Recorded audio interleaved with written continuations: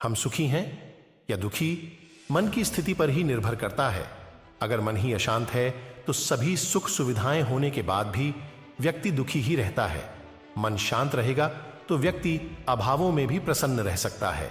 ग्रंथों में और महान लोगों ने भी मन को काबू में रखने की सलाह दी है, क्योंकि मन को काबू किए बिना जीवन में सुख शांति नहीं मिल सकती है। एक बार गौतम बुद्ध एक शहर में प्रवास कर रहे थे। उनके साथ कुछ शिष्य भी थे। एक दिन उनके शिष्य शहर में घूमने के लिए निकले।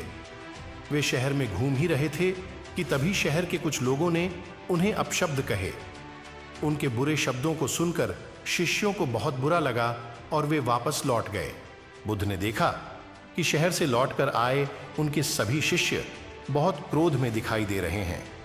उन्होंने शिष्यों से पूछा, क्या बात है, आप इतने तनाव में क्यों हैं? तभी एक शिष्य क्रोध में बोला, हमें यहां से तुरंत चलना चाहिए। जब हम बाहर शहर में घूमने गए थे तो यहां के लोगों ने बिना वजह हमें बहुत बुरा भला कहा। जिस जगह हमारा सम्मान नहीं हो वहां हमें नहीं रहना चाहिए।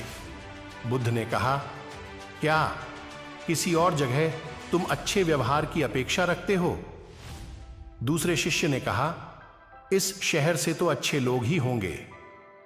तब गौतम बुद्ध बोले, किसी जगह को सिर्फ इसलिए छोड़ देना ठीक नहीं कि वहां के लोग बुरा व्यवहार करते हैं।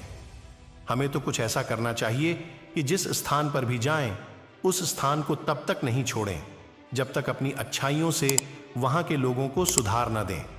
हम जिस भी स्थान पर जाएं, वहां के लोगों का कुछ न कुछ भला करके ही वापस लौटें भी। बुद्ध ने कहा, जिस प्रकार युद्ध में बढ़ता हुआ हाथी चारों तरफ के तीर सहते हुए भी आगे बढ़ता जाता है, ठीक उसी तरह उत्तम व्यक्ति भी दूसरों के अपशब्दों को सहते हुए अच्छे कार्य करता रहता है। खुद को वश में करने वाले प्राणी से उत्तम कोई और नहीं हो सकता। बुद्ध की बात शिष्यों को अच्छी तरह से समझ में आ गई और उन्होंने वहां से जाने का इरादा त्याग दिया।